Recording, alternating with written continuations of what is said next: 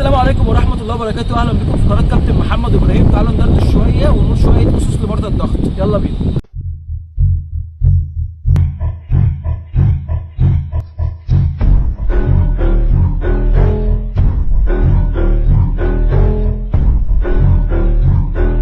تعالى بقى نتكلم بداية تمرينك بتبدأ ازاي. بداية تمرينك بتبدأ اللي انت بتتمرن من 20 ل 30 دقيقة، ومع حدوث التكيف والاستمرارية بتوصل ل 60 دقيقة. ده طبعا بيساعد على خفض الوزن الذي يؤدي الى خفض الضغط. رقم 2 بقى، انا نصيحتي ليك اللي انت تمارس الرياضة 4 ايام في الاسبوع. رقم 3 بقى، جيت اقول لك اللي انت تمارس الانشطة الهوائية الخفيفة، اللي دي بتقلل الضغط لعدد ساعات، يعني بتقلل الضغط معاك من ساعة لساعتين، ودي حاجة مفيدة. رقم 4 بقى، نصيحتي ليك اللي انت تسخن الجسم كويس جدا، لان تسخين الجسم او الاحماء اللي بيحصل قبل التمرين بيحميني من ارتفاع الضغط الدم المفاجئ. رقم 5 بقى، نصيحتي ليك بعد التمرين استرخي كويس جدا عشان ما يحصلكش ضخة وازمان. كان معكم كابتن محمد.